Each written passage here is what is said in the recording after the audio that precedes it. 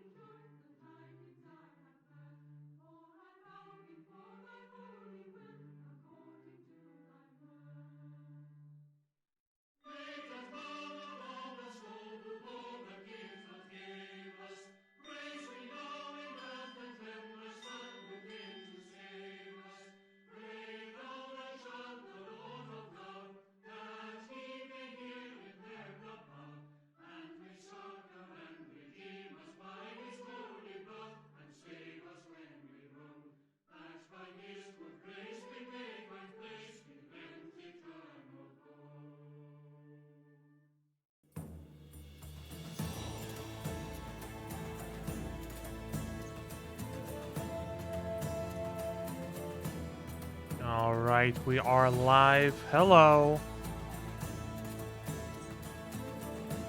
Hold on.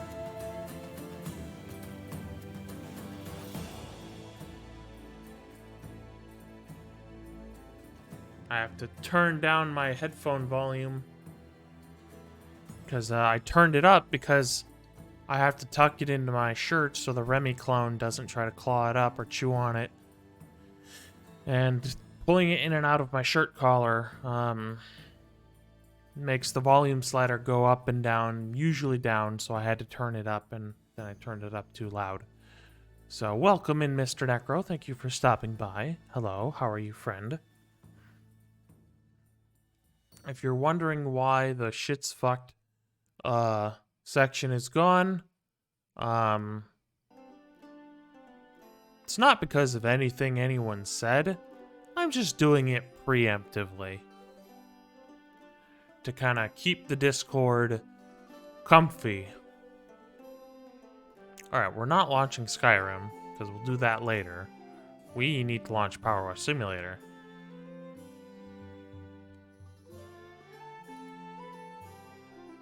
We're not going to get into the topic, but the Hogwarts Legacy discussion is pretty much made me decide that anything that needs to be done moderation-wise has been done preemptively. What am I looking for? Steam. That's what I'm looking for. I'm okay. Got a butter curry in the... Ooh, butter curry in the slow cooker. Ooh, that sounds very good.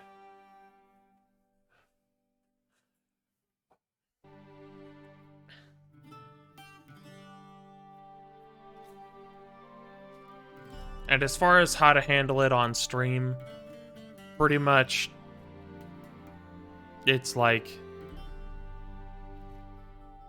it can the topic of the game can be brought up, but if people are going to talk about the controversy behind it extensively, that's when I'm going to be squashing the conversation a little more quickly. Other than that, I don't care about the game. I'm not going to play it. So if you don't want to see me supporting a genuinely awful person, don't worry. One, I don't have the money anyways. Two, I'm just not interested in Harry Potter. I'm not really a fan. To get it out of the way, I've been playing it for a good few hours and I'm enjoying it. Big old world to explore, but it needs some serious patches. And that side of the conversation we can have. Just anything to do with controversy will be squashed. But as far as a game on its own merits as a video game, we can discuss that. Oh, hold on. I see something on Steam for Chivalry 2. I was entertaining the idea of streaming it again. New to Chivalry 2, featured events. Hold on, my scroll wheel again is... I have to use the scroll bar. Right, they had the Archer event. They couldn't be bothered to balance archery because archery is incredibly, incredibly overpowered to the point where it kind of ruins the fun for everyone else. So what did they do? They made an archer-only event. It's not that archers can't play other game modes, but this game mode is only archers. Cool. Map rotation changes. I don't really care about that. Let's see this image. Is this full screen? No, that's... Okay.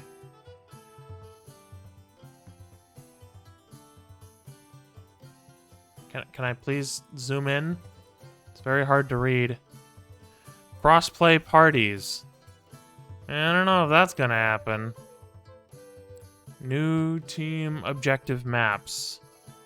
Will Tenosia strike again? Will Agatha respond to the attack on Stronghold? Oh, I could use a winter map. More campaign passes filled with the spoils of war. What do you mean campaign passes? Did they really add a battle pass? More free-for-all maps? Oh, that's kind of cool. New weapon types, that's always good. More featured event queues? Sure. Horses on more maps? Not sure how I feel about that. More surprises in store. Yeah, I don't know. There's two things about this that I have some doubts on. That is the crossplay parties. I don't think that's gonna happen. They were promising that since the game came out, and it never happened. And then they're like, "Oh, it's totally happening. Don't worry, we're totally working on it." Yeah, that's hard to have faith. And it says more campaign passes. So one, it already assumes that there's already a campaign pass.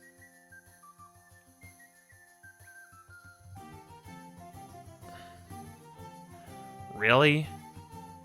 They did add a battle pass. Let me read this section here. New campaign passes. This year we will continue our campaign pass system that will feature many new weapon skins, armors, and more for you to unlock just by playing Chivalry 2. Both free and premium campaign passes will be available. New campaign passes won't override or replace old campaign passes, and more than one campaign pass can be active at a time. If only you guys could see my face right now. This year, Chivalry 2 is excited to bring for you multiple new maps. We're planning to add... Oh, hold on. We're planning to add multiple brand new weapons to the game as part of our content updates this year. Stay tuned for more information, which weapons you can expect to see. I don't know, man. I don't think the cross parties is happening. The cross-play parties. I don't think that's going to happen. Which doesn't affect me. I don't have any friends who play this other than people who already play on Steam.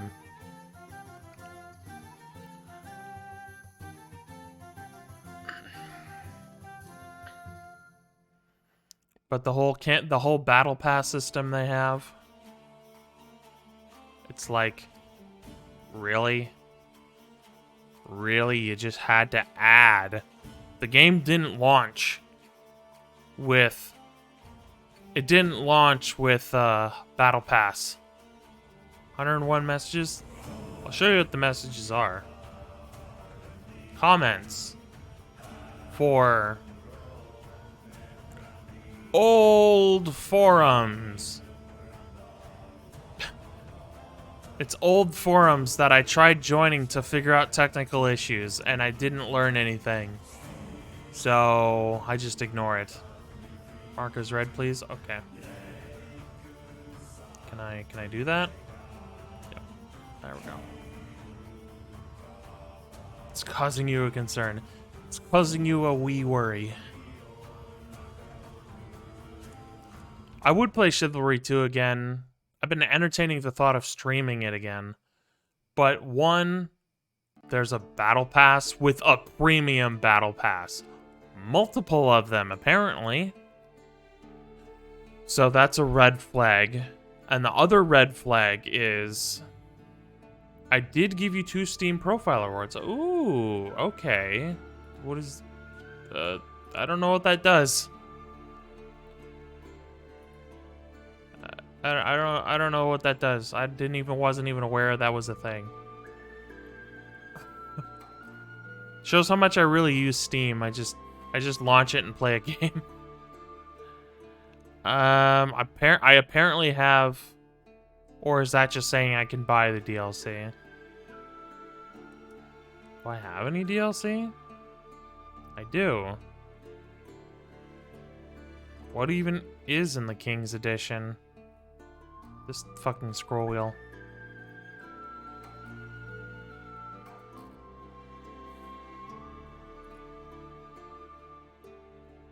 Come on.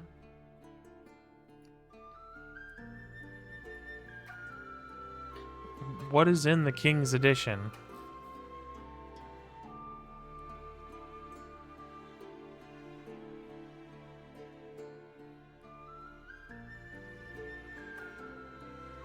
Rebel King's armor and war helmet. Phaedrus Aegis armor and war crown. Duke's Talon and Crowl of Bridgetown shields. Do I really care about that, though? Like, why are they advertising cosmetics to me? But yeah, red flag is they have 2 battle passes currently. A free one and a premium one. And they're going to be adding more. Not cool. Also, they removed one of my favorite cosmetics, which is really the only cosmetic I cared about. And that was the flower crown. We'll jump into PowerWash Sim. I've wasted enough time.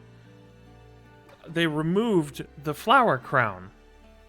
It was a little wreath of flowers that you would wear on your head, and I got it for playing during an event.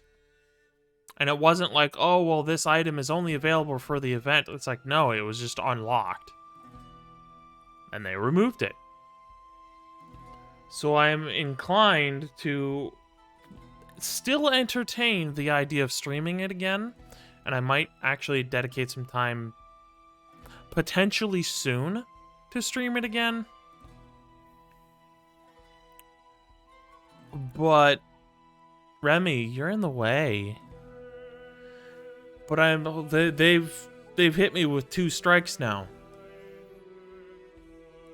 Well, not me. They've got 2 strikes left with me. Basically, they have the 2 strikes. They added battle passes. It's only cosmetics for now. Who knows what it'll be later. And the other strike they have is they removed my favorite cosmetic. It gives you credits to buy stuff for your profile and stuff. Do I care about stuff? I don't know if I care about buying stuff for the profile. I mean, it's like, thank you for awarding me a thing, but I never even knew that was a thing. Like, what does it do? Allow me to buy, like, one of those weird profile picture things where it makes it, like, shiny or whatever? I appreciate the intention behind it, however.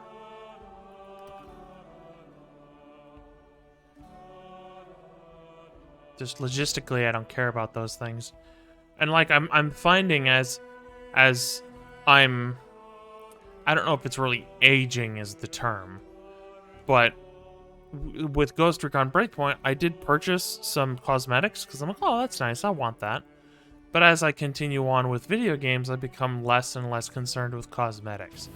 And I am one of those persons who say, I mean, I'm there's the duality of Lou and Remy, where it's like, it's not about get good, it's about look good. I also have the mentality of I'd rather have I'd rather have good stats than look good. Having said that, Skyrim is different. I'd rather look cool in Skyrim because I can literally mod the stats any way I want.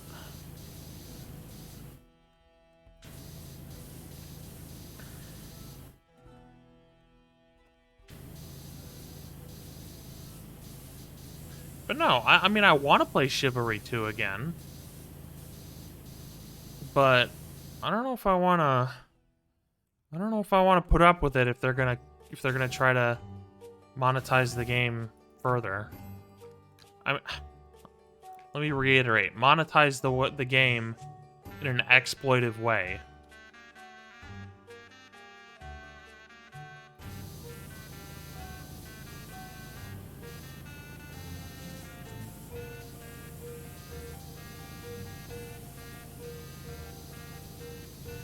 If it was just a simple free battle pass without a premium one, I probably would be okay with it.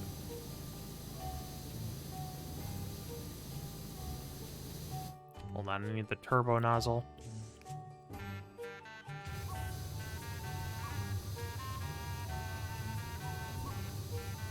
Not really working.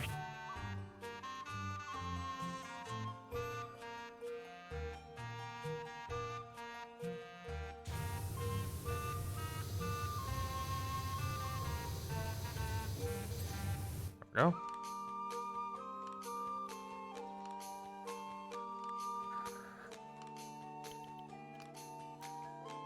So I apologize if I come off as ungrateful for you awarding me a profile award or something. I just wasn't aware it was a thing, and I don't really care about making my profile look cool.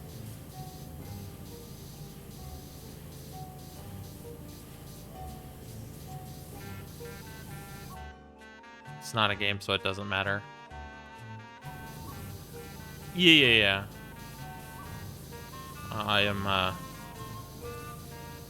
I'm trying not to be ungrateful, but it's also like, I don't really know.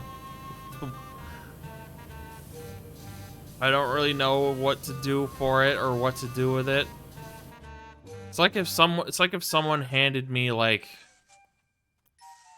a bunch of expensive jewelry. I'm like, I don't know what to do with this. So I'm not gonna wear it. I don't know anyone who I could sell it to, that kind of thing.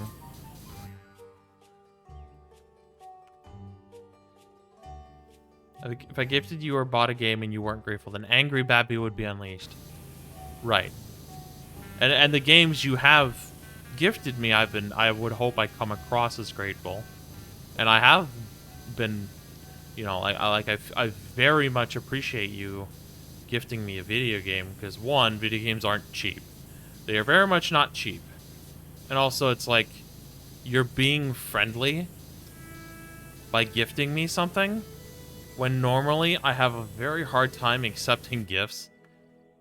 But it's also like, you went out of your way to spend money on things for me, and I don't want to be like, I don't want it, because I have a mental health complex that makes it so I don't want to accept gifts. You know? My phone keeps going off. Chuck it across the room. Like, shut up! I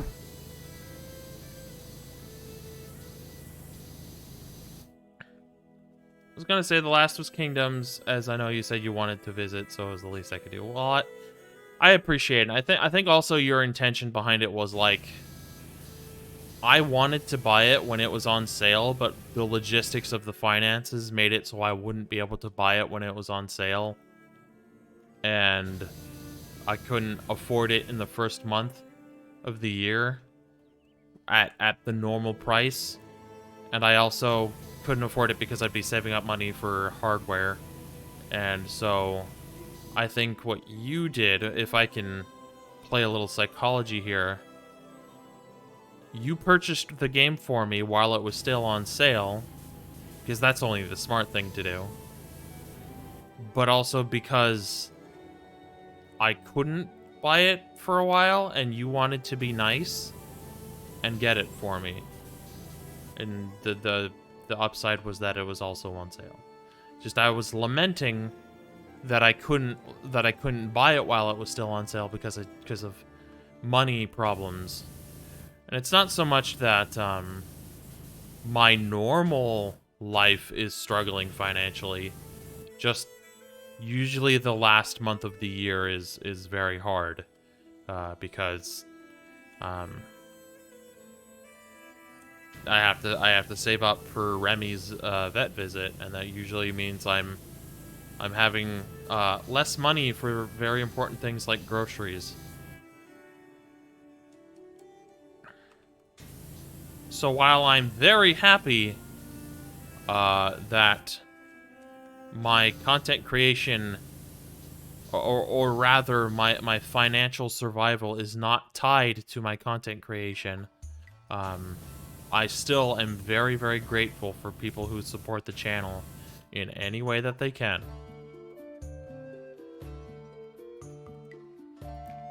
So definitely I would hope that I come across as grateful for the video games you've gifted to me.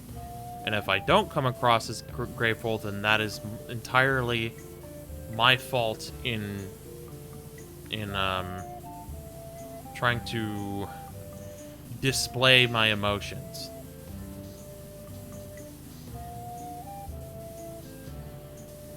Trying to get the underside of this thing.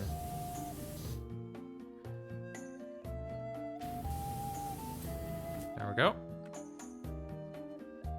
Like, the people in our community, which Mr. Necro is a part of, have been too kind to me. You all have been so nice, saying nice things, stopping by in the chat, gifting me video games, sending me little ceramic black cats,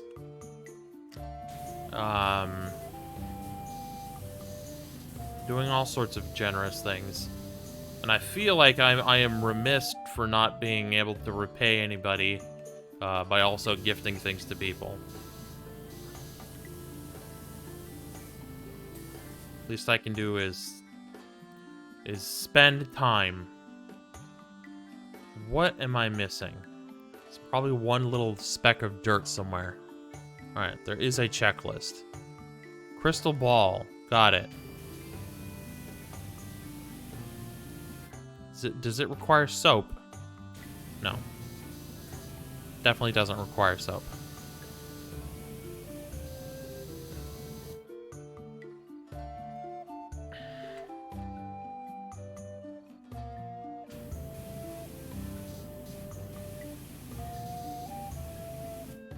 Wrong button. I was trying to hit R so I could rotate the nozzle.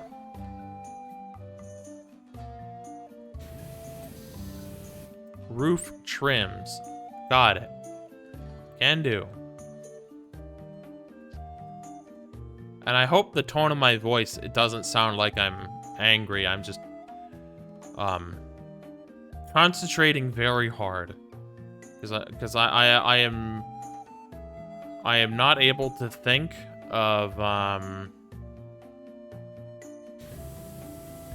how to say things very quickly.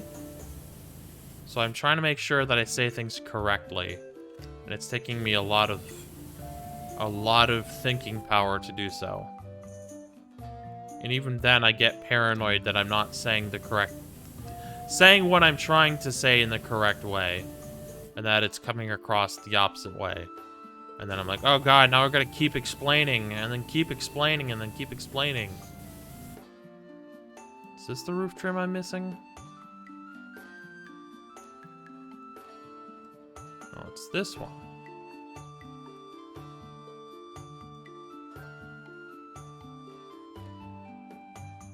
If I just blast it.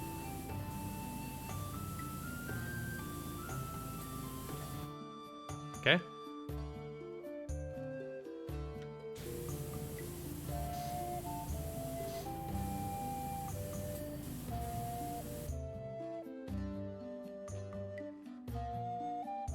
And also, I apologize for constantly pushing the stream start time back an hour this week. I need to better prioritize my time, where, I hate to make you get every single speck of dirt off. Well, when it comes to, like let's say the roof trim is still dirty,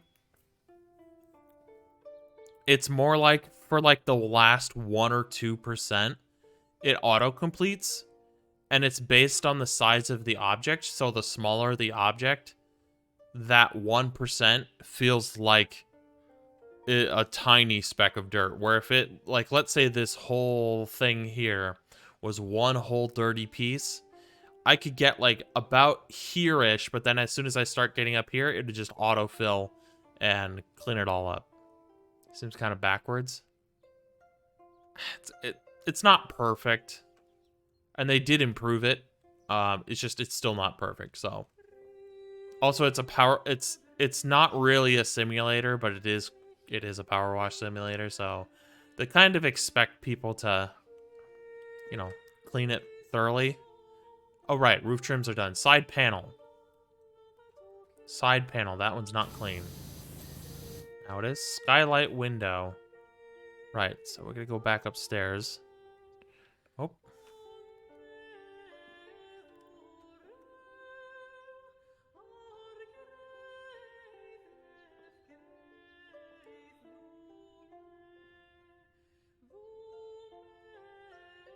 Okay. Nice.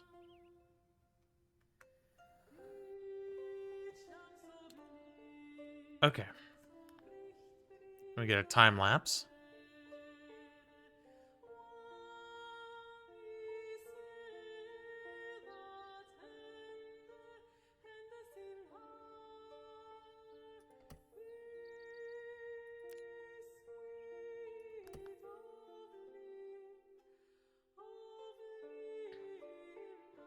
They did, when the game initially released, they did make it a little more forgiving, and they added features to make the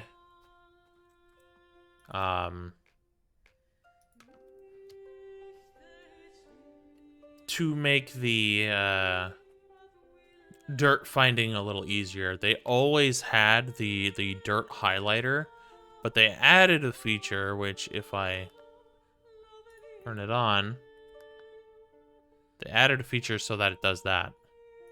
So that if you're having a hard time finding the piece that is dirty, you can at least highlight it and it'll start highlighting. That's also why this isn't really a simulator, because it's basically a simulator for little baby gamer. But it's too much fun, so. And I've even thought about looking into PowerWash simulators, like actual simulators. And this map is super easy. It's just time consuming. That seems to be the case with the bigger maps. Like, the big maps are like, oh, here's super easy to come off dirt, but it's big. Lou, why you play baby game? Why not shoot? I should shoot more often. But Skyrim.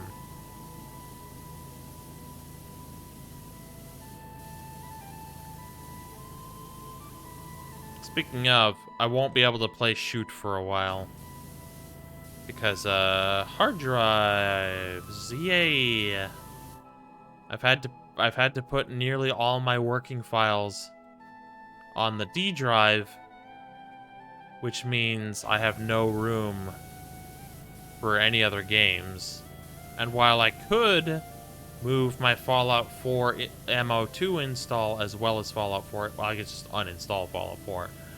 But I could move my Fallout 4 MO2 install to the F drive, but considering I've had to move things from my E drive to the F drive, I don't have enough space on that either. So I think even when I get that 2 terabyte SSD, I'm still going to be short a few gigabytes of free space to be able to put as many games installed as I want. Skyrim has crossbows, it's near enough, basically. Basically. I mean, there's also mods to add flintlock rifles. And I would have used the modder's resource to add matchlock rifles by basically just replacing the file in Project Flintlock with a matchlock rifle. But the matchlock rifle in the modder's resource is just a matchlock rifle model for 3D programs. It's not in a NIF file. So I'm like, this is above my head. So I didn't do anything with it. Yes, there are also mods to add modern guns. But they're very silly and very jank and mostly done as a shitpost, and also mostly done for people who use mods to turn Skyrim into a modern world, which like they add new world spaces so that it's like you're like at a coffee shop or you're performing as a band on stage. Or you're in the modern world fighting against a zombie apocalypse with guns. And it's like, it's kind of impressive because it's also like, modding is going really nuts. Like, modding is going crazy. That we can basically have Resident Evil in Skyrim, but it's not like Skyrim at all. Like speaking of, you know, Distar's cultish tagline of let's turn it into a different game. Like, these mod authors who make these mods for, like, turning it into a modern world, like, it's basically a different game at that point. Because I've seen those videos and stuff, and it's like, what the fuck? That's crazy. Just give me realistic parts and I'm happy. There's a mod for that. It's called Baked Beans of Skyrim. And the mechanics for how it works is incredibly in-depth. And it comes with presets. And I have used it before, because of course I have. And I've even thought of adding it to Medieval Skyrim. More as, you know... It's partly because I want to have haha poo-poo pee-pee funny. But also it's like... I would like to think that in a medieval world... In a realistic medieval world, people are just ripping ass. Where is the dirt here? I see. Also, I should be starting top down, but I started on the bottom, so I guess I'm going bottom up.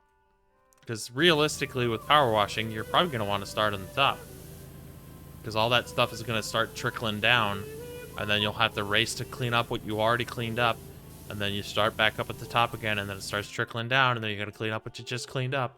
Seems not very efficient. This game doesn't have that, though. It's just delete the dirt is what it is. Simmer down.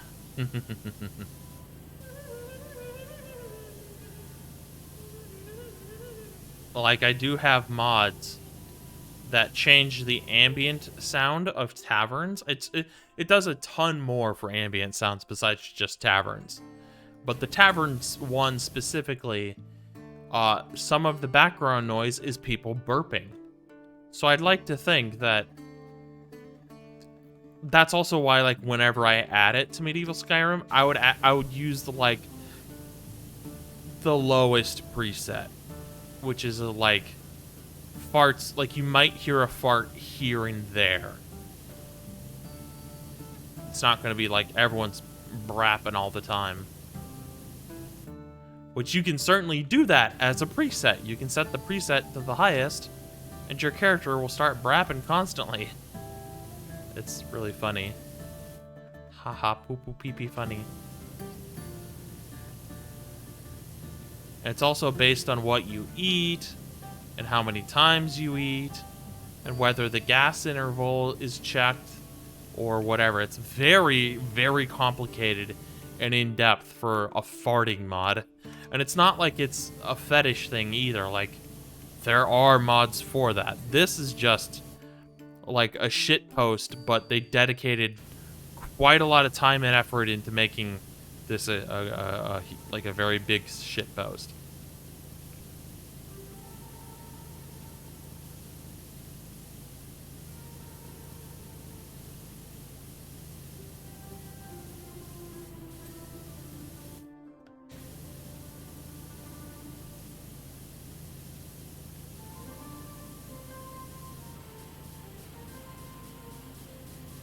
Like, motherfuckers learn how to code and do in-depth, crazy Skyrim modding just to add farts.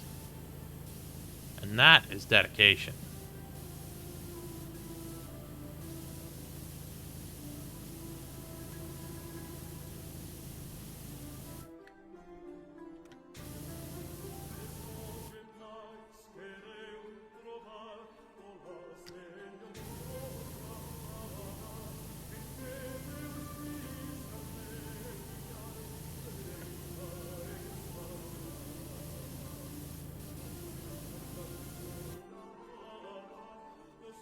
I very much want to start modding my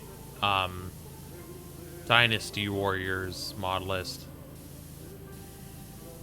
for Skyrim. The only problem is I'm not anywhere near being done with Medieval Skyrim. But that's just it. I do want to stream other games, but if I can get to a point with Skyrim where it's just okay, today we're doing Medieval Skyrim, and then tomorrow we're doing Dynasty Warriors Skyrim, and then the next day we're doing Medieval Skyrim, so on and so forth. I don't want to be cleaning that part just yet. I want to be... Let me off! Damn ladders. First the ladders were speed boosts, and now they're like magnets. Magnets for human flesh. If my character is indeed human, that's been questioned in the lore. Yes, this game has lore, which is also another reason it's not a simulator.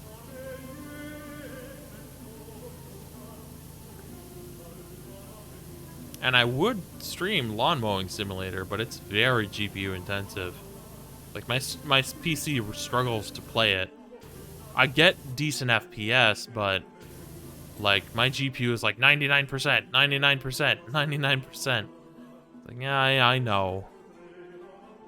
Showing his tummy. Look, it's your Bosmer King. King, Bosmer Man.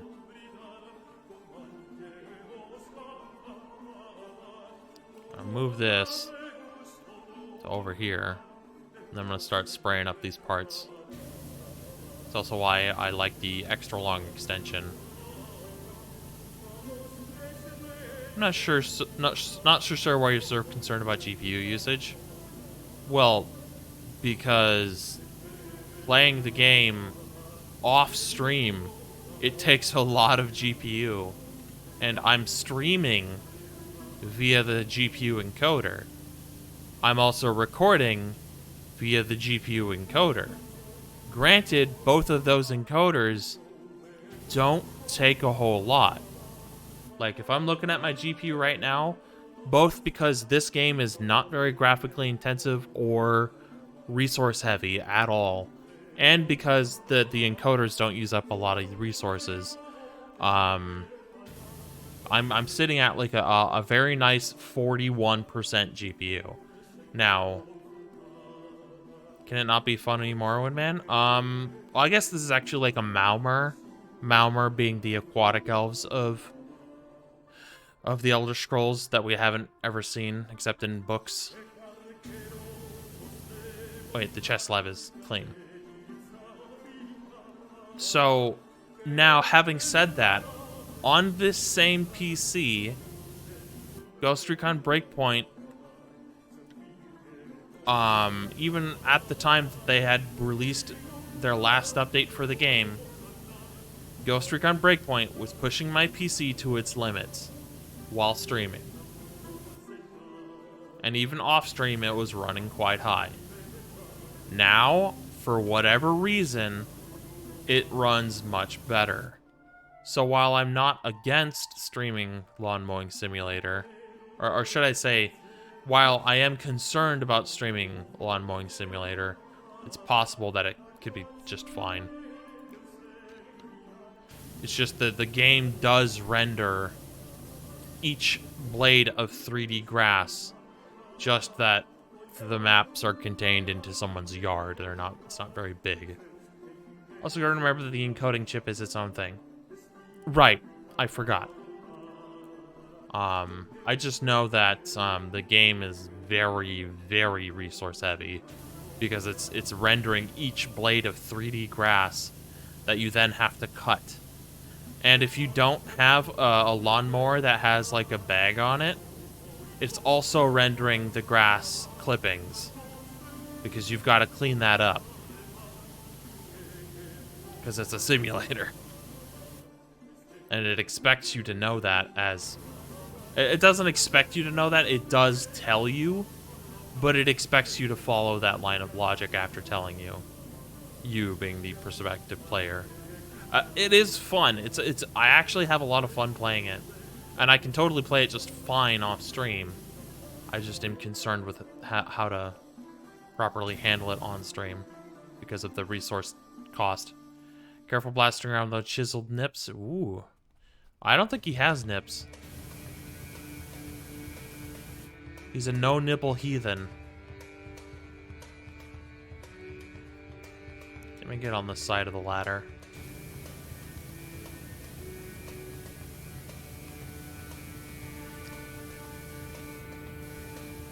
I like that it magnetizes you to the ladder, but you can also like hang off the side. I don't know if that's intentional, but it's really cool.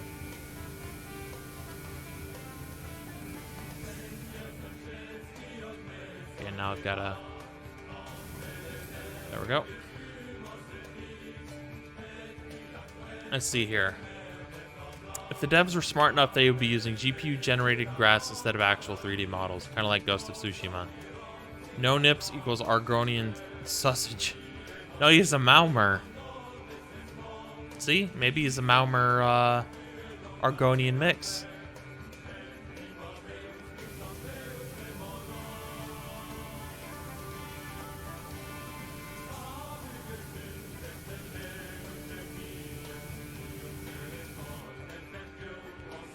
And get this, I am this much of a fucking nerd that when it comes to medieval Skyrim, I totally would remove the in-game music, except for like taverns and bards and stuff, because that would make in-game sense. But it helps with the entertainment aspect of the game. Oh, Jesus. What happened there? The game just kind of hijacked my camera. Either that or my mouse fucked up. No, I'm sure. No, I think the game just took over my mouse for half a second. We'll come back down.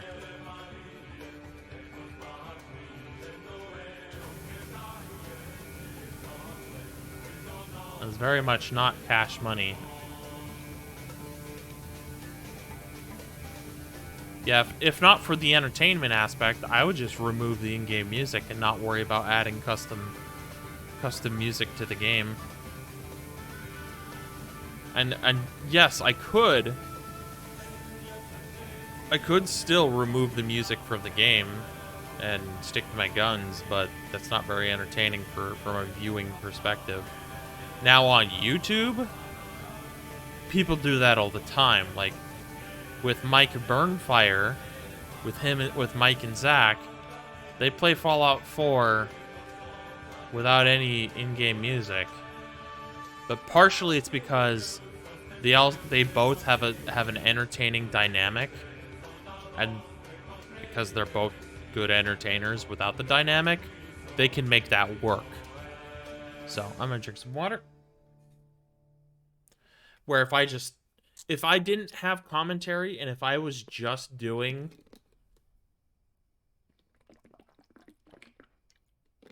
my scripted medieval Skyrim content like I did for one whole episode, I'll get to that stretch in just a moment. If I was just doing my scripted medieval Skyrim videos, which they might return, who knows, depending on how I feel about streaming in the next few years. Because it's not so much I want to quit because fuck Twitch. Yes, fuck Twitch, but I might quit just because of lack of interest. Currently, for like the last few weeks, I've been feeling great about streaming. I want to continue. I love doing it, so I'm gonna keep doing it. But I can't do it forever. So I'm thinking, like, if I ever get back to my scripted medieval Skyrim videos, I might go full immersive. Otherwise, I'm sticking with the commentary gamer stuff. Ask Creed, I could play that at some point, I think. And yes, we'll get to that stretch now.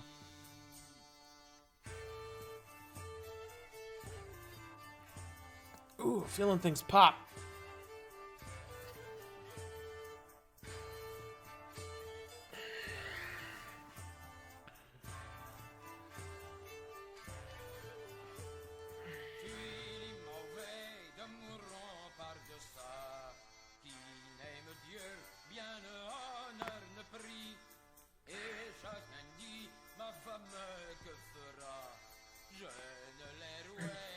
Okay. I think I'm stretched good for a while. I feel better.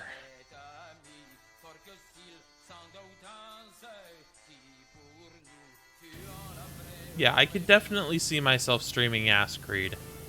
I think Ask Creed 1 is... I hate to use the term modern enough, but I have a feeling that it's a fairly solid game. Probably with its own drawbacks at times. Like, I don't think the older Ask Creed games are by any means perfect. I don't think anyone's saying they are. But I think I might enjoy them. They seem like something I'd have fun with. It aged really well. From what I've seen from the Araby streams, yeah, I think it holds up. I think it might be a little, not clunky in the sense that the game is clunky, but clunky in the sense that it is very, very sensitive to your inputs, so that you just have to, quote-unquote, get good. Or button discipline. Last one you remembered playing was Origins. Last one I remember you playing was Origins. I don't actually own Origins. I have played Odyssey, and there are probably parts of Odyssey that might look like parts of Origins, considering they're kind of the same game. Just that Origins has less of the Ubisoft problems. It's rough around the edges, like the movements can do some weird things, like teleporting Altair through parkour objects and stuff, yeah. And I think it'll help with my perspective of the movement system in the newer games, having played the older games and their movement systems.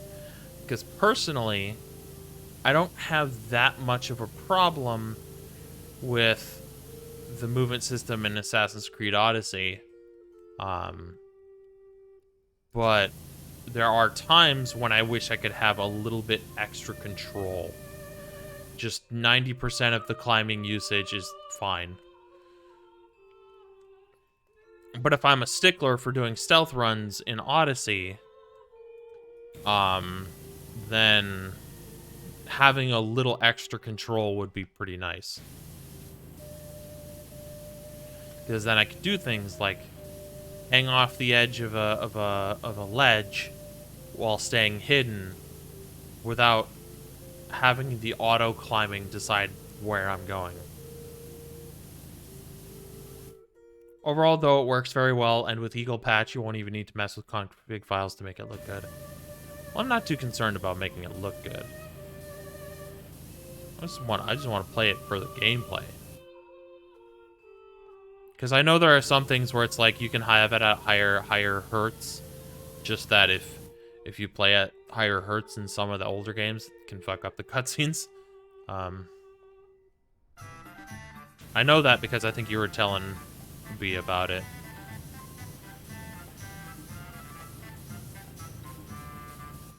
AC RPG parkour is more of a tool to get you from point A to point B rather than a game mechanic that's deeply integrated into the gameplay. And I can see where that would be a fair criticism of the newer games. I do like Odyssey. And while I think Odyssey is a great game, it's not perfect. It's got its problems. I never got the feeling that I was playing Assassin's Creed. Part of that is I don't have the perspective of playing the older games. So, I know what Assassin's Creed looks like. I don't know what Assassin's Creed feels like. There's no way I can know that without playing.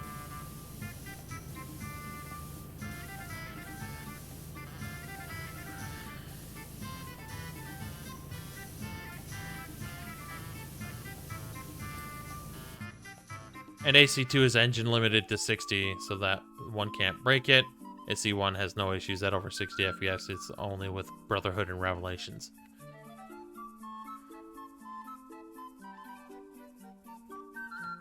It's kind of like playing like Ocarina of Time at higher than 17 FPS. Like, the game logic doesn't know how to handle higher frame rate.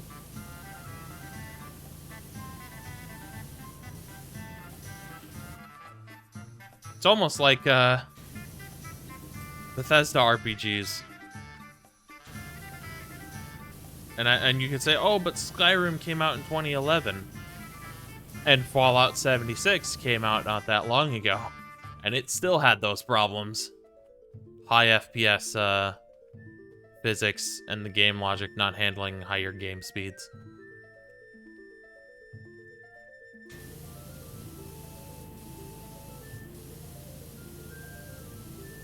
Missing the arm slab. It's probably... There we go.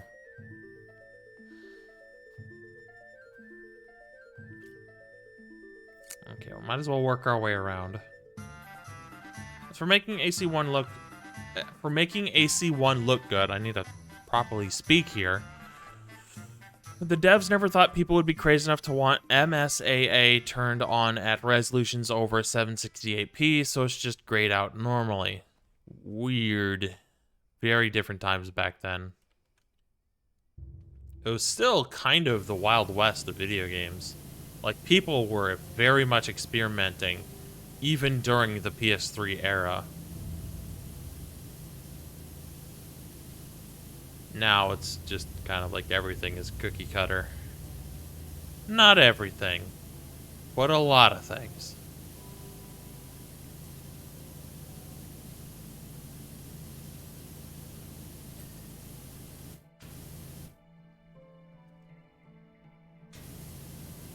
Like, I think that's why Elden Ring was so popular, because it wasn't just another Dark Souls game. It wasn't just Dark Souls open world. Like, it's Dark Souls, but it's different.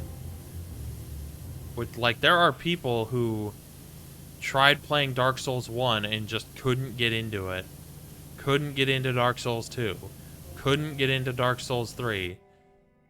And perhaps even couldn't get into Sekiro or Bloodborne. But then they, like, put in, like, 400 hours in Elden Ring and absolutely loved the game. Which is why I've considered playing Elden Ring. It's just... As far as video games go, there's only a few video games I want to spend money on.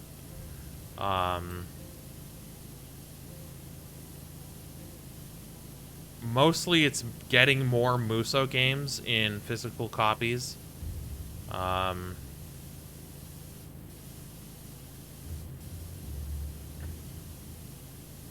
If anything, just to put it on the shelf.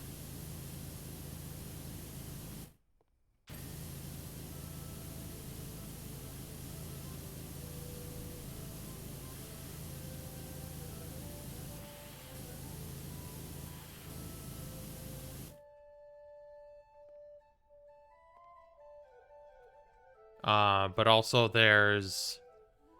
For games that I have neither played nor have yet to come out, there's really only other two games that I kind of want. That I can think of off the top of my head. That's the tricky part there. Like, I want to get Fire Emblem Three Houses Simply because then I could play Fire Emblem Three Hopes, even though it's not canon. But one thing that's nice about the non-canon Fire Emblem Warriors game that came out last year, and similarly along with the next game that I'll talk about, it's still very faithful to the source material. So while it's officially non-canon, it might as well be canon.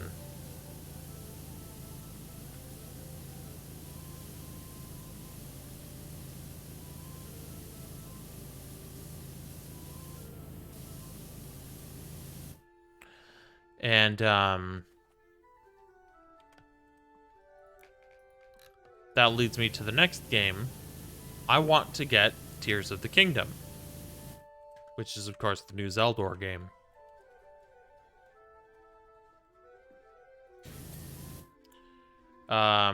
Because I was specifically waiting with Breath of the Wild to play it until, one, Tears of the Kingdom came out, because I didn't really feel like playing Breath of the Wild until I knew that Breath of the Wild 2 was on the way.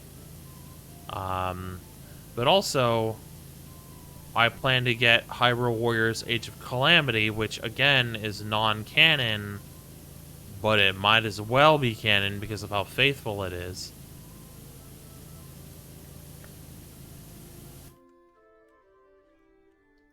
I just don't currently own it. And of course, Tears of the Kingdom's not out yet.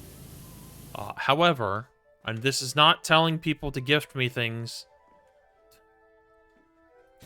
just letting you know,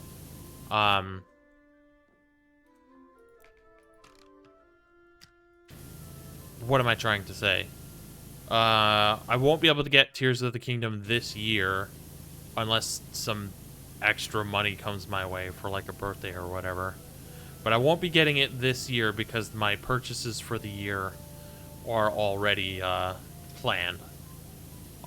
For one, I already got a new mouse, and I didn't have to spend as much money as I thought I did. Granted, if the mouse was still on discount when I went to go purchase it,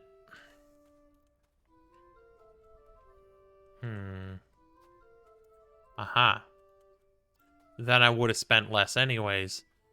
But I would have had to spend, or not spend, but like put $100 on a prepaid card to potentially purchase that mouse online because it was on discount. But in case it was off discount by the time I could even logistically purchase it, I would then have to pay for the full price, which was $80. Meanwhile, I bought it at my local Walmart for $50, and it's the same mouse. So it's like, oh, I'll just buy it here. I moved my mouse up and down, so now the scroll wheel wanted to change my nozzle. Change my nozzle. It's not quite how it goes. Crystal pendant. I see.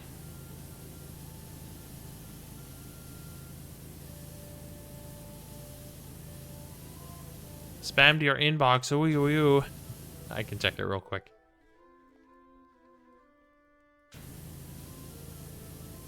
Now, let's see. What did Mr. Necro send?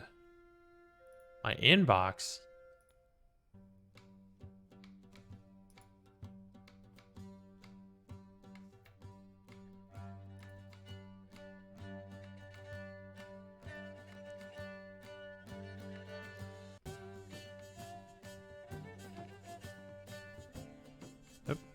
Okay. Thank you, Mr. Necro. I will send you a message back.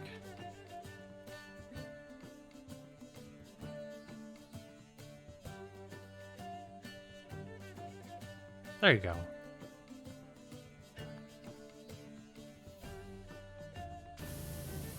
throat is already very much not happy. I've been talking nonstop for an hour, and like I think the talking is actually kind of hurting my voice more than 24 hours. Your voice is hurting for more than 24 hours. Oh, I see. This is part of the crystal pendant.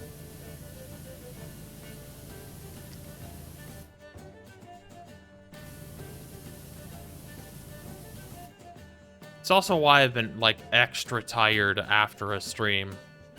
Like... Oh, I guess I'll just fall. Fall joke. Like... I'll wear myself out completely just from talking. Despite my inability to voice act, you'd think I was a voice actor with how much talking I do to a microphone for 4 hours. Thank you. I need to make a tea, but the time got away from me, so I couldn't put a kettle on the stove. I have prepared some throat lozenges in the heart chamber.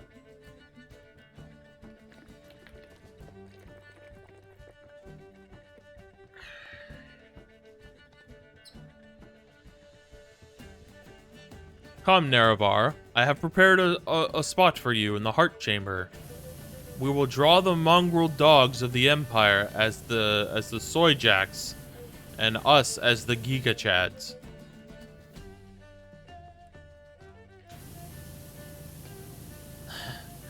I saw that meme recently, so well, the Dagoth meme recently, but also the original source of that thing, where I forgot what the actual quote was, so my version is just, "This is where I draw you as the virgin and me as the Chad."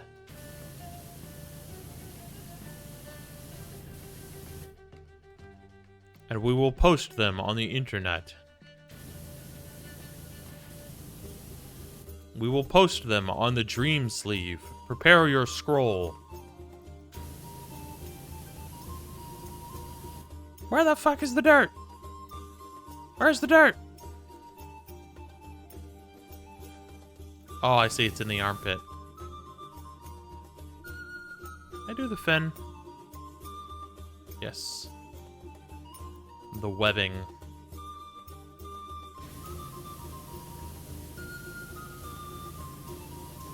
Now, if I could have the perfect gun mod for Skyrim, it would not only be a matchlock rifle, but a custom animation handgun. Now, what do I mean by handgun? Fire lance is another term for it. It is a 15th century firearm. Essentially, it's a small cannon at the end of a stick, and you put a little tiny ball in it. It's basically a musket, but the construction is more easily explained as a tiny cannon. And you basically have a cord that is lit, similar to a matchlock rifle, and it's a two-man team, but they could find a way to make it a one-man weapon in Skyrim, you know. But now, in the filthy pits. Now, I suppose you could say, Lou, why don't you just make it yourself? You're learning modding so quickly. I'm not there yet. I'm not at the point that I'm creating custom 3D models with custom animations. I would like to get there. Holy dog shit, I would like to get there. But I'm not there yet. Like, if I could make a mod for Skyrim, I would make a non-combat animation overhaul. So, no SkySA, MCO, ABR. But it would be historically accurate medieval combat animations for vanilla, but also for animated armory, true spear combat, and Skyrim spear mechanic. Now, I've never used I might have used it a long time ago when I was still on Vortex. But I don't think I've ever used Skyrim's spear mechanic. I definitely have used True Spear Combat, and of course I have definitely used Animated Armory.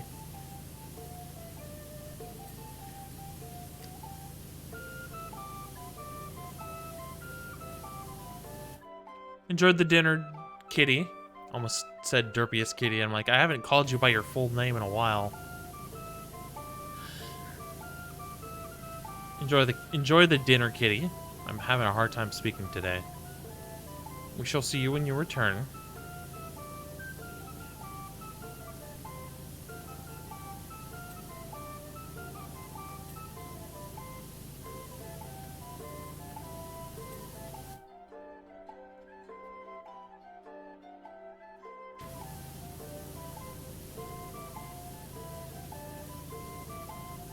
Because I would learn MCO development so I can make an MCO moveset.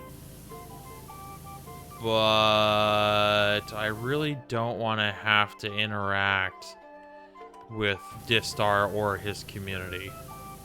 I will happily use his mods. I just don't want to interact with them.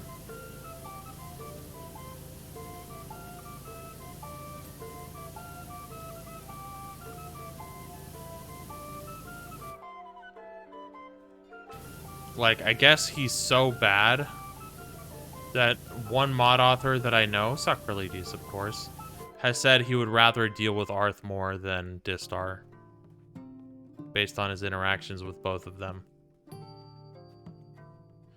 So you know it's bad. You know it's bad to try and interact with Distar.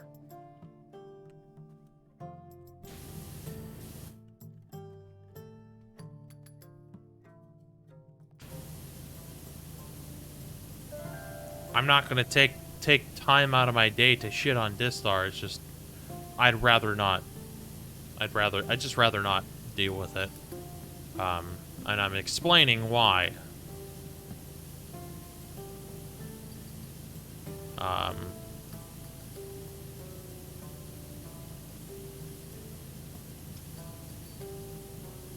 So if I had the opportunity to make an animations mod, it would be a vanilla combat framework, but otherwise,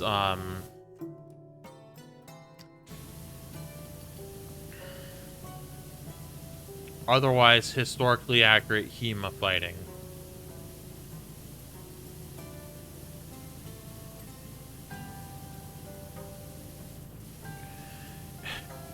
You know, I was joking with Kitty yesterday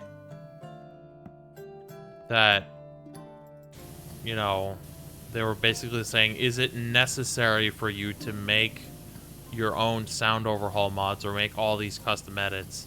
I think that last part was more implied. And they jokingly told me, you'll become a sound designer and then you'll be in the shit. And then I'm like, no, it's going to be way worse. I'm going to become a game developer. And wouldn't that be a strange turn of luck? Wouldn't that be weird? If I go to college for game design, it ends up falling through, and I end up becoming a streamer, and then I end up playing Skyrim, and then I end up modding Skyrim, and then I end up modding Skyrim heavily with my own custom edits and patches. And then, like, who knows, maybe 5-10 years from now, I'll be making my own game. Who knows? Wouldn't that just be, you know, weird? Granted, I don't have plans to make a game.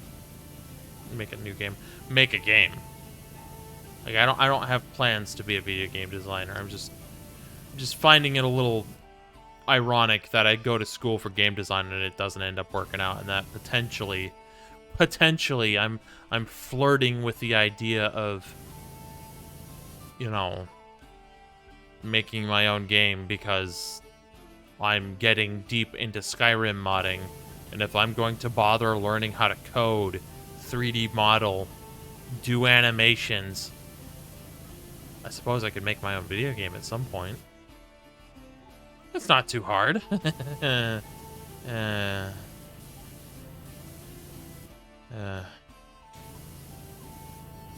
Because I do want to like do stuff with that, with Skyrim modding, and if I'm like 45, 50 years old, and I start you know working as an indie game developer, wouldn't that be fucking weird?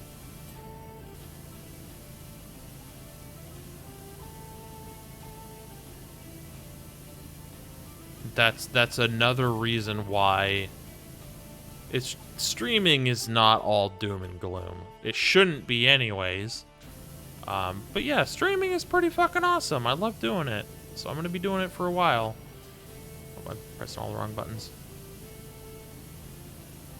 I think there has been quite a lot of time spent as a streamer on my own channel where I am lamenting over the fact that I have not been given a damn thing by the platform when the people at the top are pretty much given everything.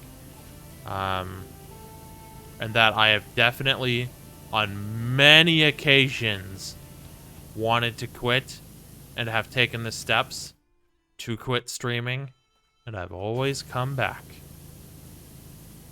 And I'm at the point now where I still hold on to the belief that this platform will bend over backwards for the people at the top and do nothing for people like me at the bottom.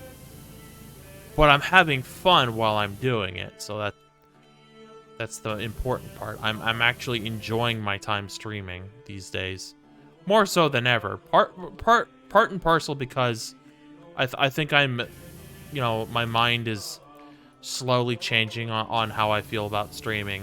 I am maturing as I age. I have more insights on how the streaming industry works. And this is a big part of it. But not only am I a part of a larger community of people that are amazing, and I wouldn't have met them without watching streams or streaming. But it's also like the Skyrim community is just too good.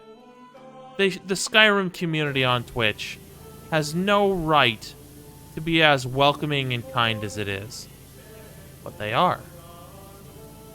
And I feel like I was already at home with, you know, the extended Shiny Bree Leoverse community. I was already at home with that community, but I feel like the Skyrim community is like, now this is like the vacation home that I decide to move into permanently. The Skyrim community is just too fucking awesome.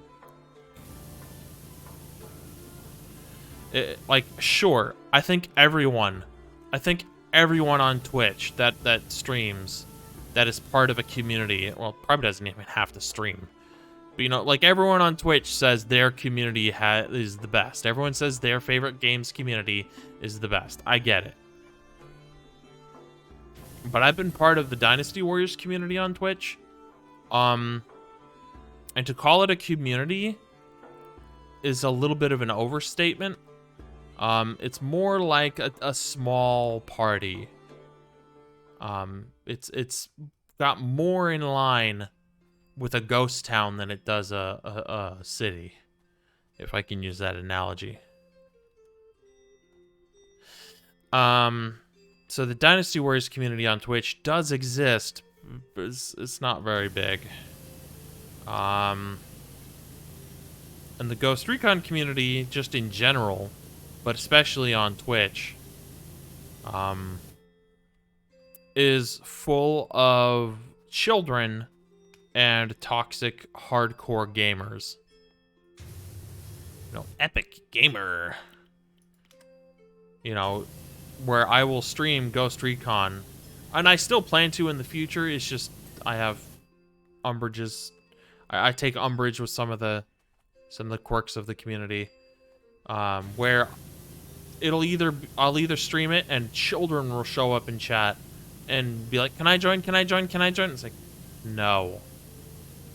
Or I will encounter people who will be like, "Wow, you're not playing." This isn't very common on the Twitch chat. It's common in the Ghost Recon community as a whole. People will be like, "Wow, you're not playing Ghost Recon Wildlands? Wow, you're not playing Ghost mode? No HUD, extreme difficulty? Wow, you're not going to tier 1 in Ghost mode with extreme difficulty, no HUD? Then you're just a literal baby and you're the problem with Ubisoft games." It's like, okay, thanks. But the Skyrim community, oh my god, the Skyrim community is just too fucking awesome. And I think the biggest, most impressive part about the Skyrim community is how quickly and enthusiastically I was welcomed into the Skyrim community. Don't get me wrong, the Skyrim community as a whole, not just on Twitch, definitely has its bad apples. You know, speaking of Distar, might as well throw that in there too.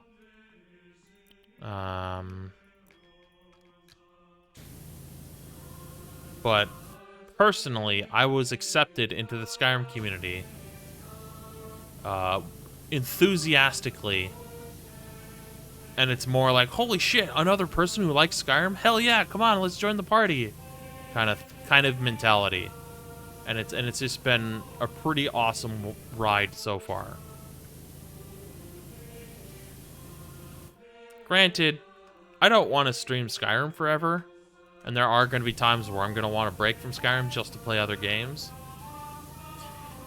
And as far as viewership with Skyrim goes, whenever someone is a Skyrim streamer, and I would consider myself a Skyrim streamer. I'm not a variety streamer by any stretch of the imagination. Not anymore, at least. Whenever a Skyrim streamer isn't streaming Skyrim, their viewership tends to plummet.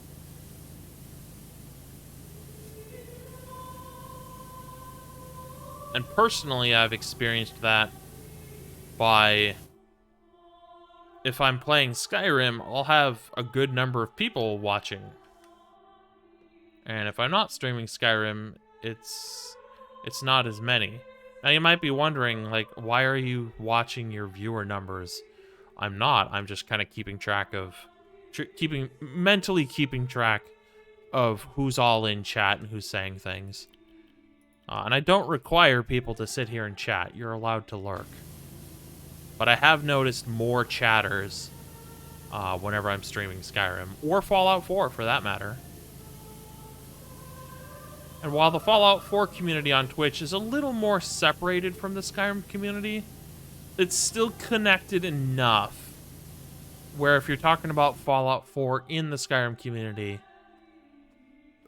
or vice versa, talking about Skyrim in the Fallout 4 community, people kind of know what you're talking about.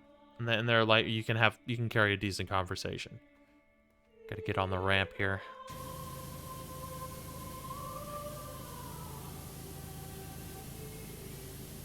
I think the Fallout community as a whole, I don't want to use the word toxic, but they are a little more toxic than the Skyrim community as a whole. Simply because of modding Fallout to either be the ultimate Fallout New Vegas kind of thing, so then people are ultra elitist about Fallout New Vegas, or people are elitist because they add gun mods and like Tarkov and Stalker mods to Fallout 4, so then they have this mentality of the typical first-person shooter community. And while I love gun mods, and I do enjoy talking with lots of military, first-person shooter, tactical gameplay kind of people, you can kind of get an idea of what I'm talking about.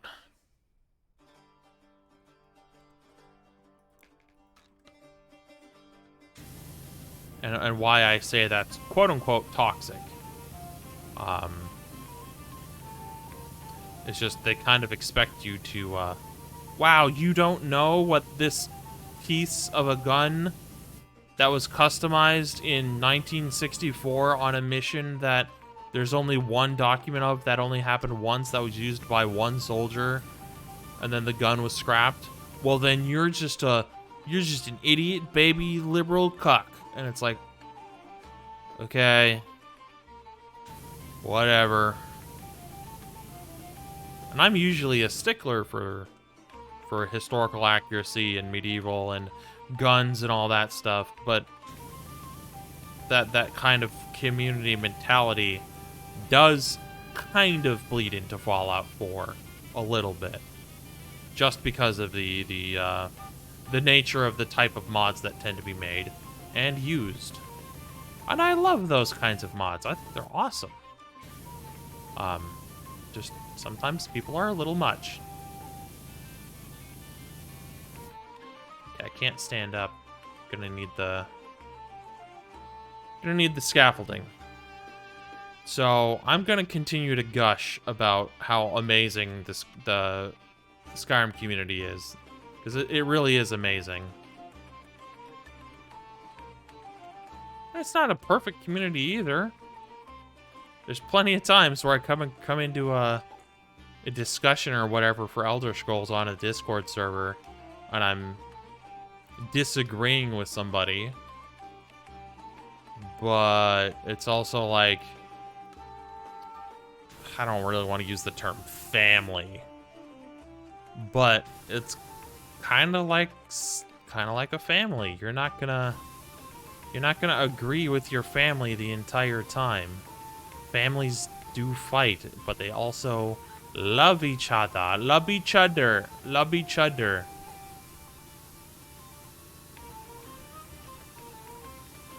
So I think the Skyrim community is pretty fucking cool, and you should all buy Skyrim, and I mean you should all play Skyrim.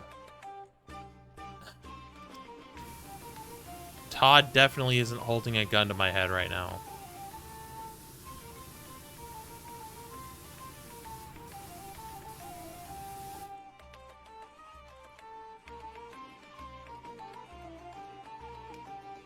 Watch me do some sick parkour. Speaking of parkour. Oh, that's... Hold on, I'm not ready.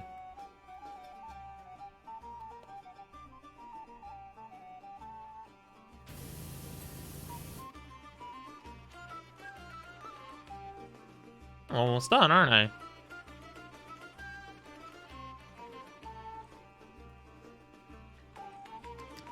This map is going a lot faster since I did it the first time. Because I kind of know what, I guess because I kind of know what I'm getting myself into.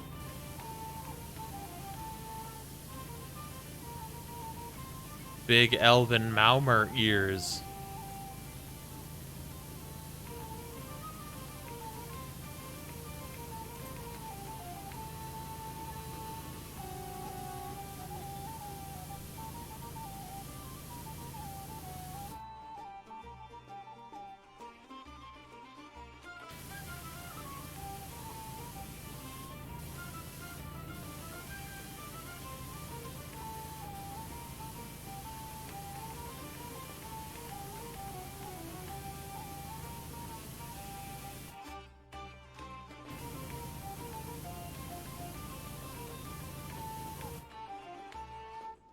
It's got a lot of...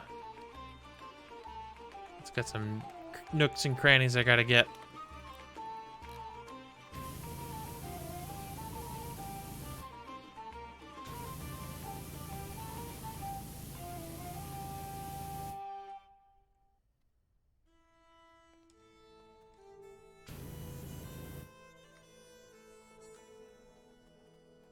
Gotta get up here. Doink.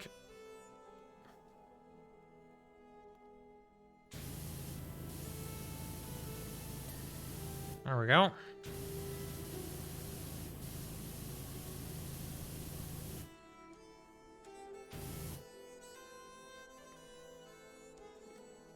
Alright, so we'll do this back here.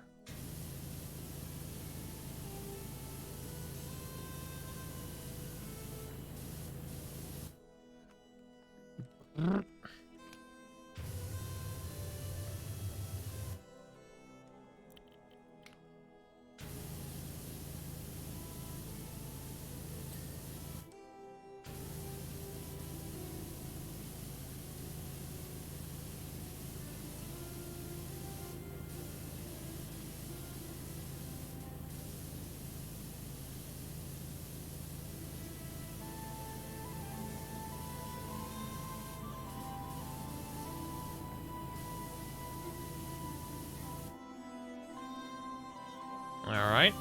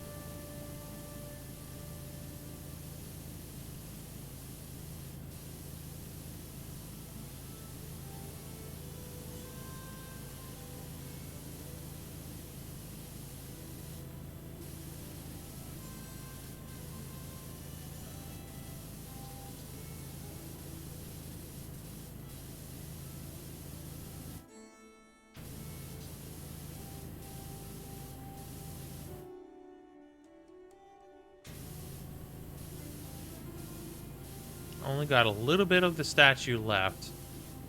And maybe if we finish this statue, we'll switch to Skyrim early.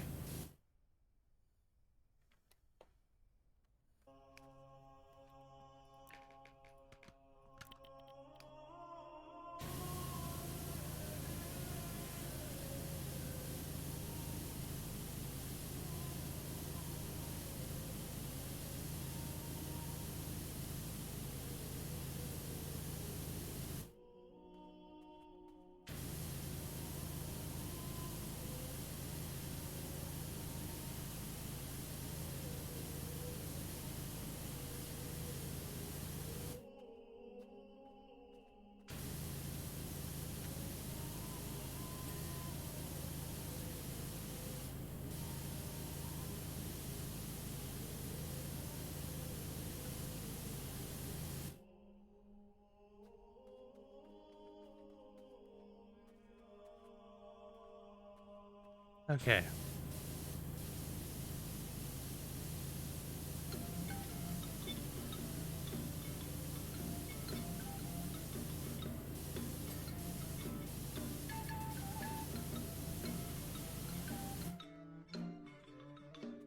Can I kick the bucket? Oh, I can't kick the bucket. Ah, I missed. Yeah, got it.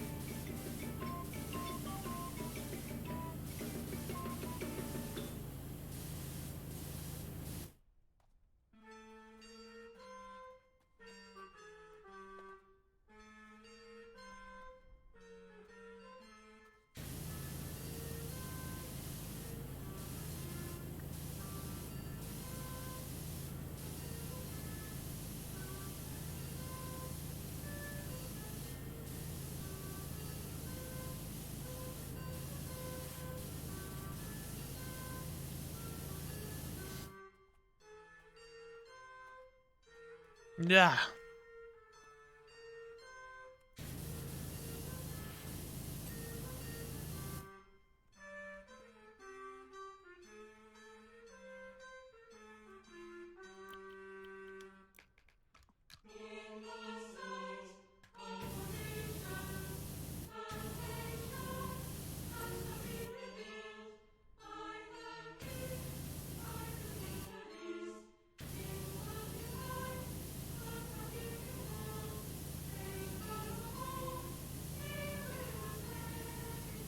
Hmm.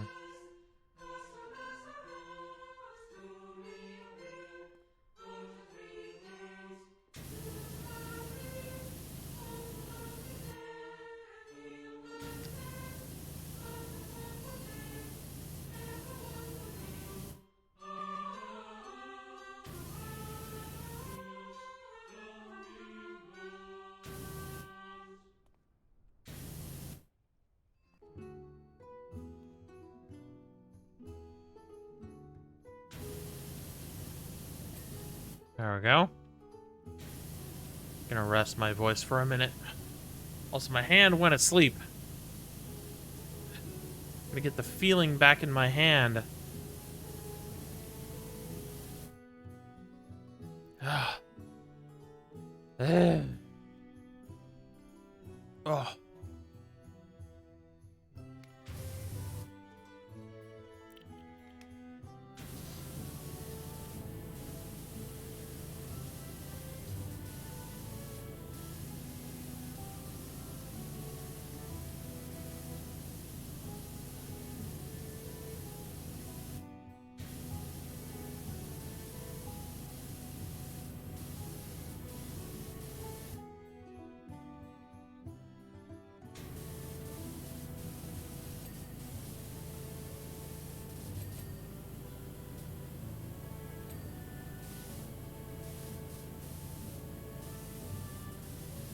Ah! Enjoy that visual. I hope your nuts go into your stomach like it did to me.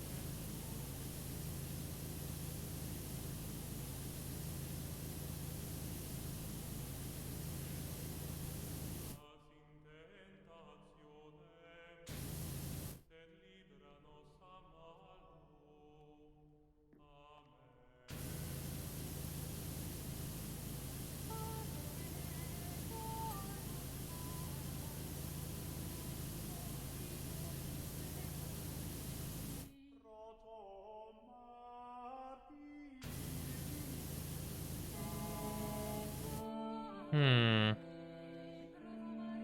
Gonna have to jump on the head and then get down on the neck. Or maybe... Ah, got it.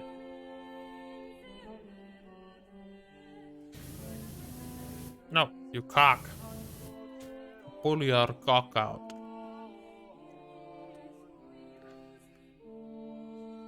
What is this connected to? I see.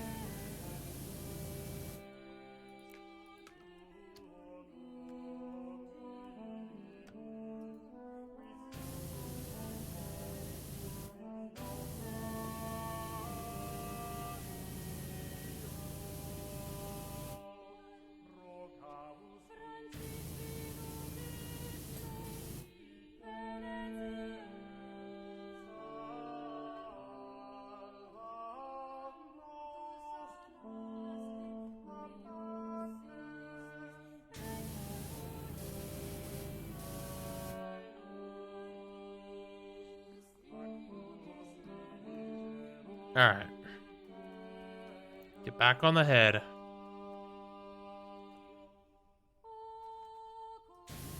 Uh-oh. I was like, I broke the game.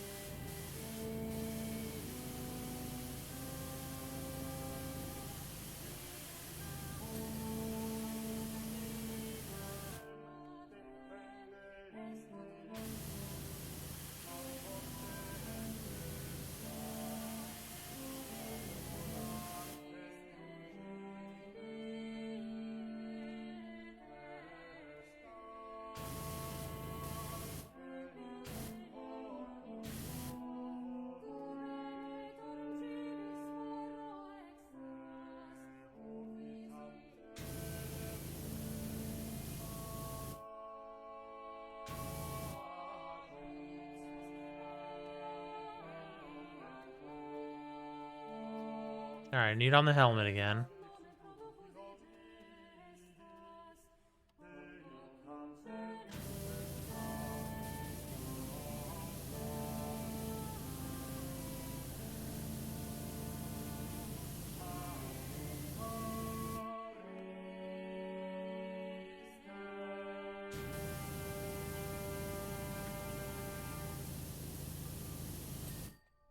There we go.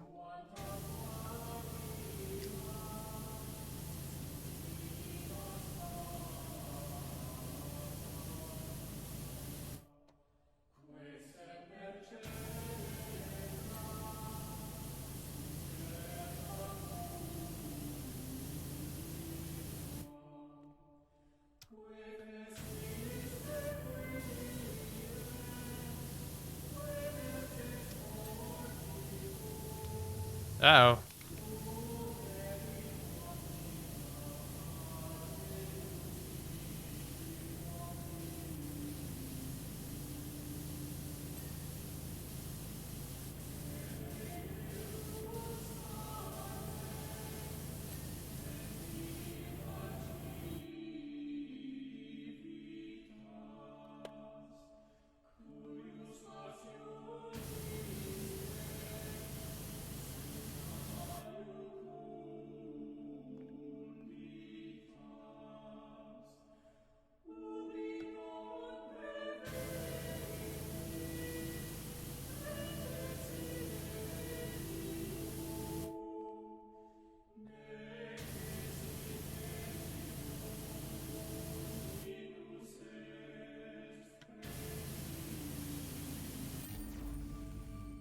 Nice.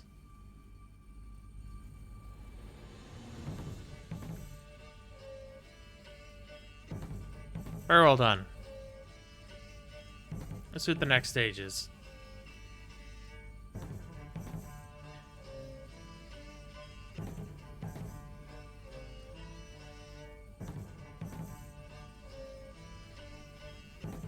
All right. The stunt plane. I remember this.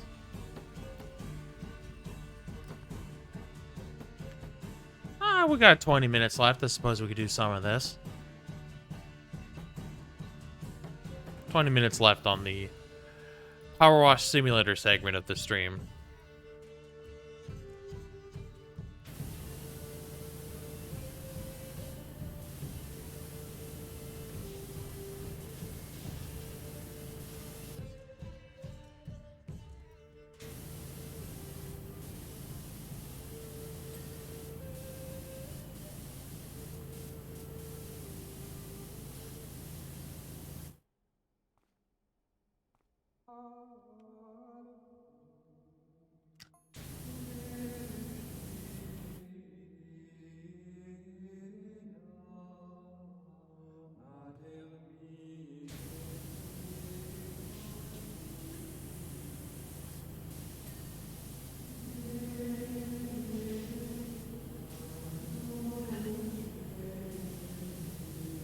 I hate it when my space bar sticks.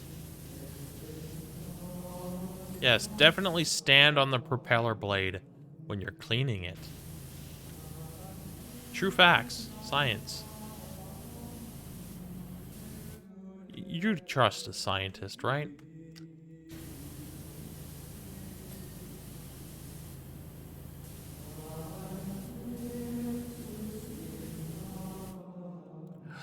I'm gonna have to use soap, I think.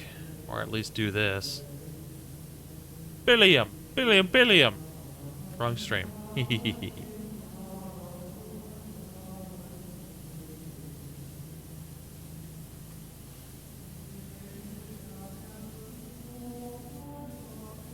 This has like grease on it, which is not easily removed.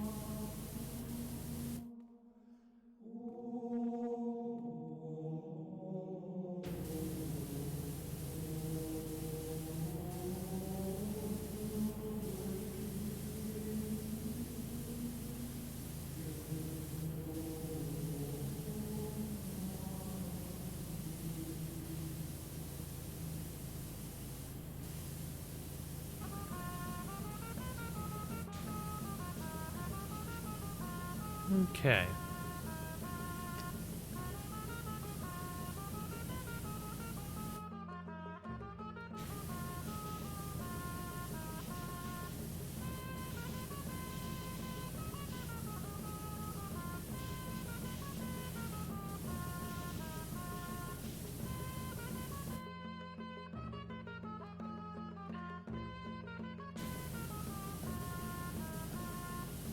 Let's get up here. I realize I have a ladder and who needs that? I don't. Just gonna jump on the thing.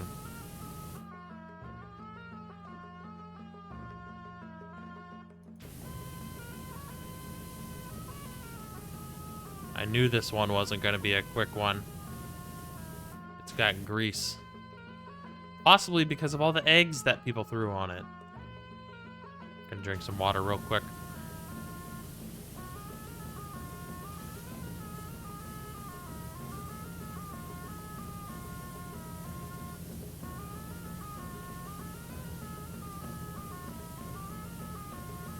Caldera Cola.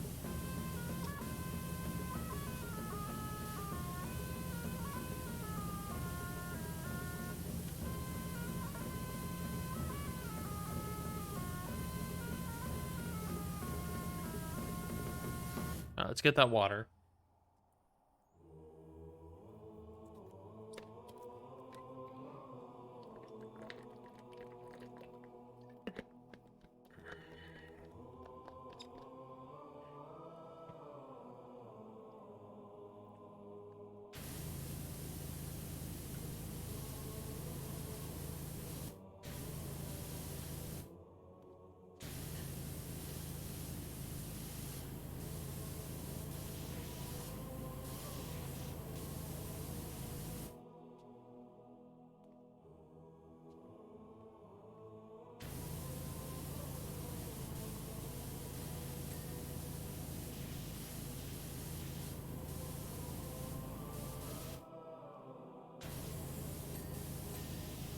There we go.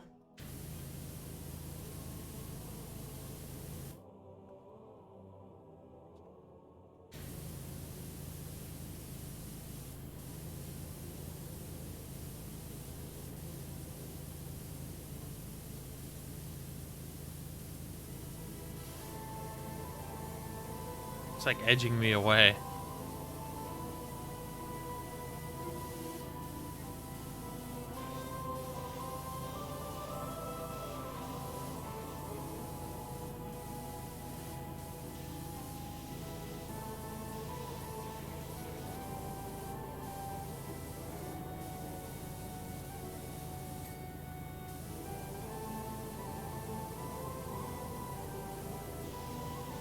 I'm seeing the text message I'm getting in game, and it's kind of like, I don't know, man.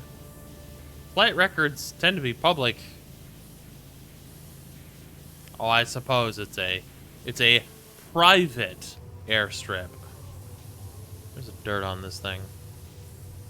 I see it's at the very bottom.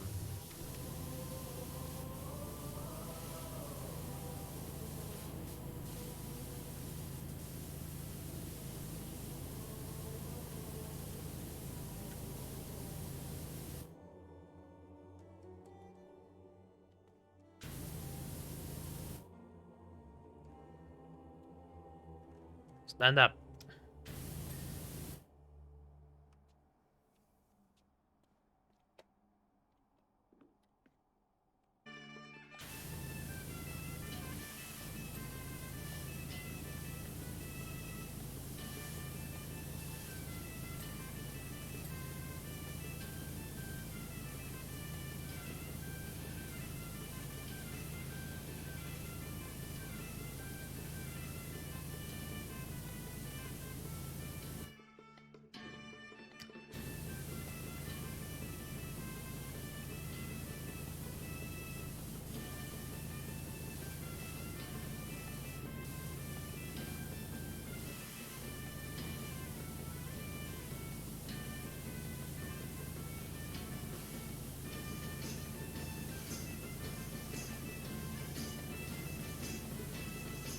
I'm actually enjoying this map quite a lot. It's very fun.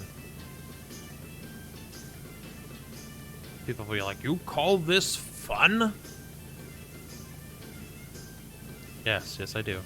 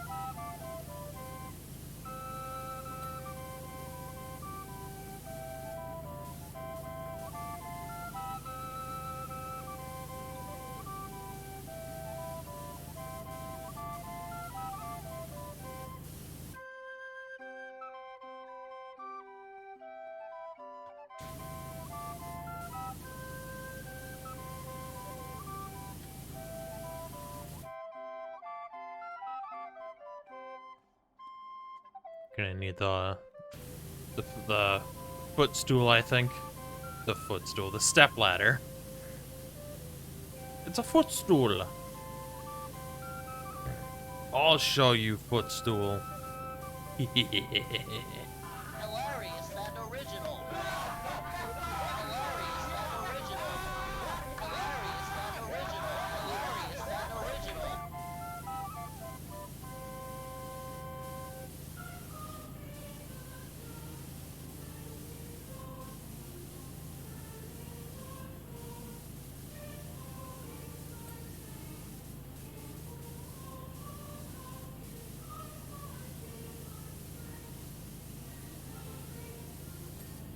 Nice. Now I don't need up on the footstool as much. Might still just to get the inner wing struts.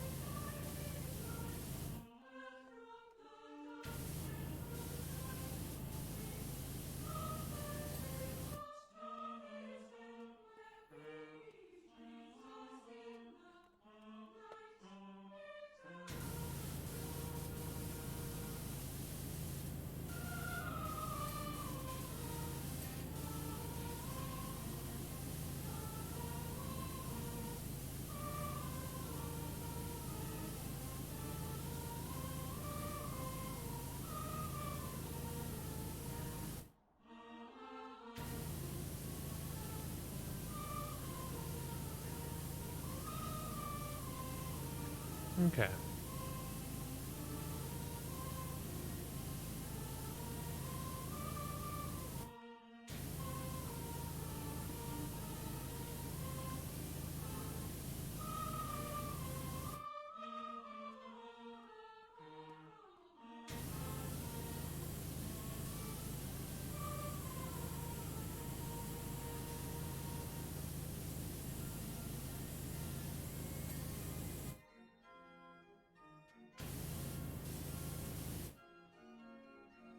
Stand up. Stand up. Stand up. Alright. Get into a goblin when I can't move.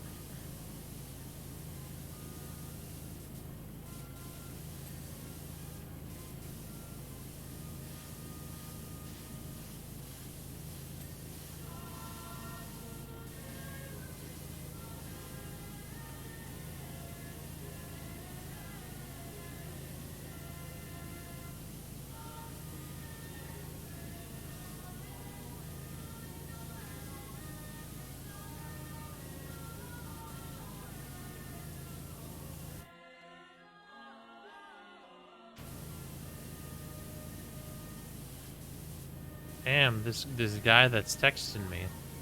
In game, of course.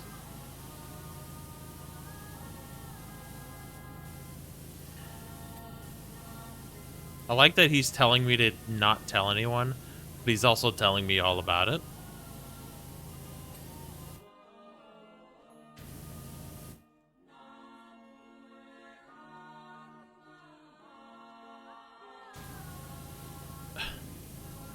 Silly.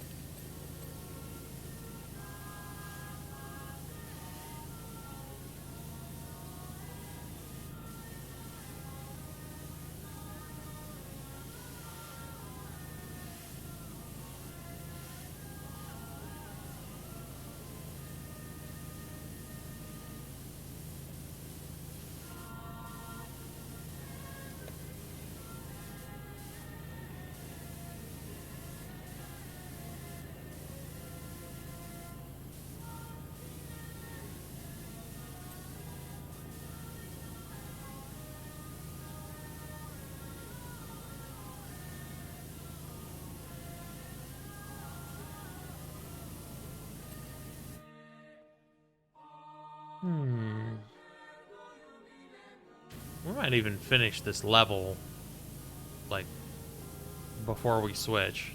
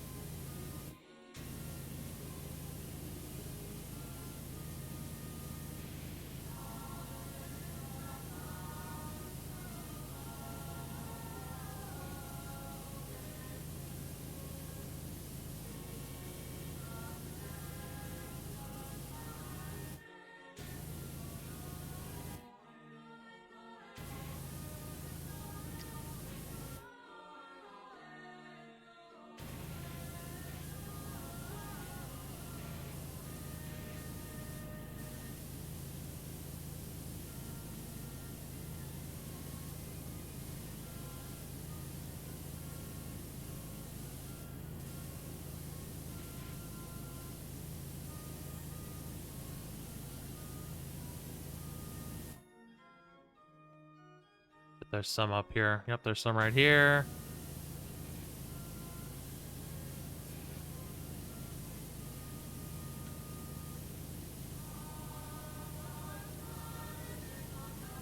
That's just the shadow.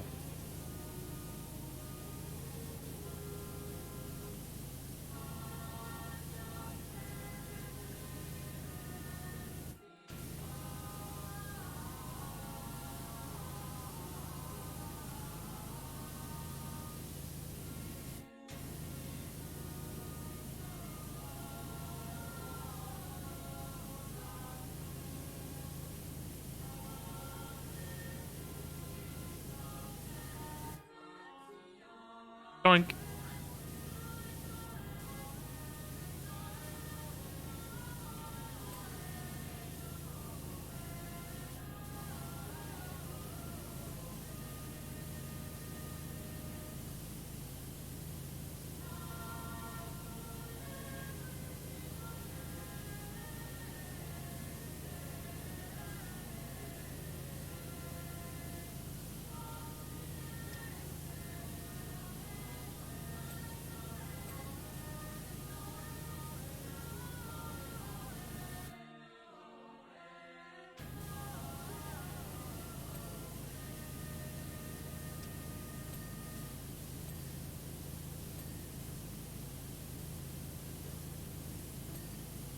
that's clean.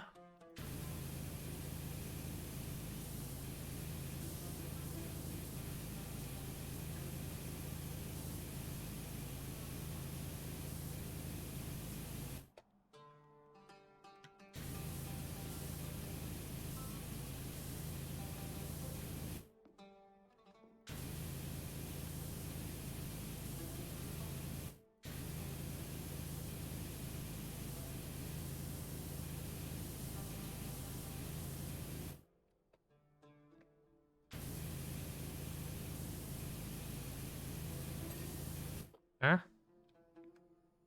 And then it's just this stuff, and then we'll switch to Skyrim, I think.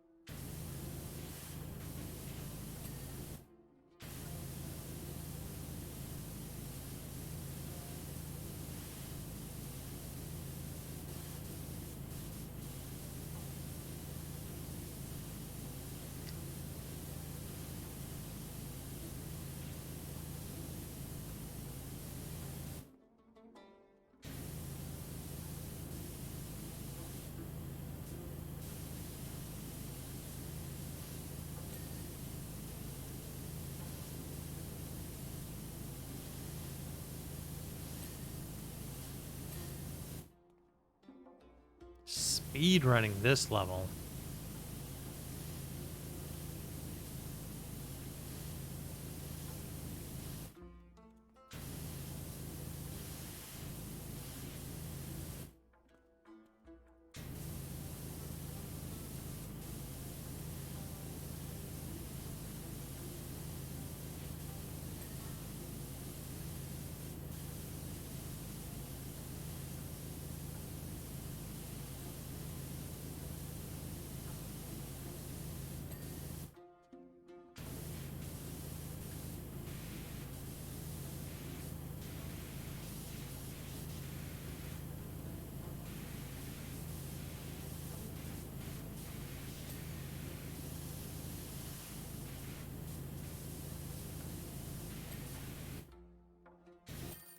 Nope, we're done. All right. Get the relapse or the relapse. Yes, the time lapse. There we go. The prolapse. Oh, it's a little buggy. All right, clean the ancient monument. We'll do that next time because we are finished with PowerWash Simulator for the day.